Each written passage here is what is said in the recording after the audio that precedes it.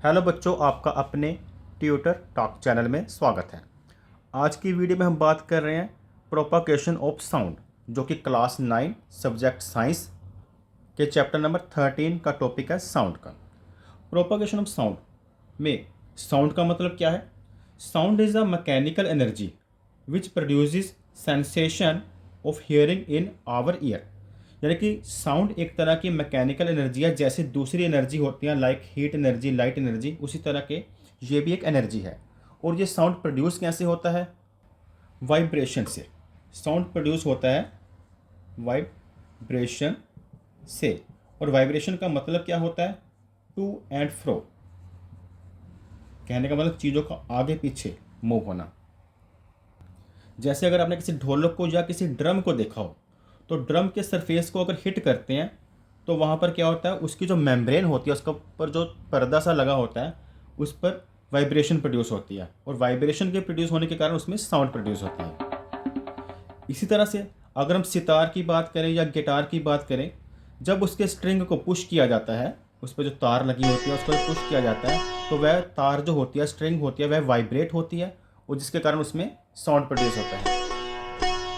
इसी तरह से हम एक और एग्जांपल ले सकते हैं, जैसे बांसुरी की बात करें, तो बांसुरी में भी क्या होता है, एयर कॉलम होता है। वो लंबी सी बांसुरी जो होती है उसमें कॉलम होता है, जब उस पर में से एयर पास होती है तो जो एयर होती है वह वाइब्रेट होती है अंदर बांसुरी के इनर सरफेस के साथ, जिससे कि साउंड प्रोड्यूस होता है। इसी तरह से अगर हम मॉस्किटो के साउंड की बात करें, जब मच्छर भिन भिनाते हैं, उनका क्या कारण होता है? उनके भिन भिनाने जो मॉस्किटो की आवाज़ आती है, जब वे अपने पंखों को फड़फड़ाते हैं, उनके पंखों की जो आवाज़ होती है, पंखों के वाइब्रेट होने से वह साउंड प्रोड्यूस होता है।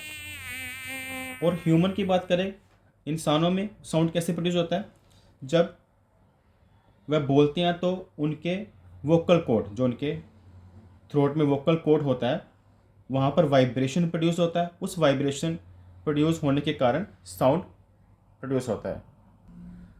तो जब भी कोई ऑब्जेक्ट वाइब्रेट होता है तो उसके आसपास की जो एयर की अलग डिफरेंट डिफरेंट लेयर्स होती हैं। जैसे मान लीजिए हम इनको लेयर्स मान लेते हैं एयर की। ये फर्स्ट होगी, ये सेकंड, ये थर्ड और ये फोर्थ लेयर्स हैं।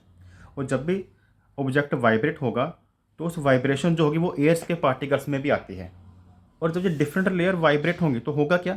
जो सबसे पहले वाली लेयर होगी वो आगे वाली लेयर को पुश करती है और बैक आ जाती है, और ये वाली उसके आगे वाले को पुश करके बैक आ जाती है, और ये आगे वाले को पुश करके बैक आ जाते हैं। इसी तरह से ये प्रोसेस चलता रहता है। इसमें समझना, जो पार्टिकल ऑफ मीडियम होते हैं वह ट्रैवल नहीं होते, वह ओनली वाइब्रेट होते हैं, टू एंड फ्रो वाइब्रेट होते हैं। जब साउंड का जो सोर्स है वहाँ से साउंड ट्रैवल करेगा मीडियम से, उसे ही प्रोपागेशन ऑफ साउंड कहते हैं।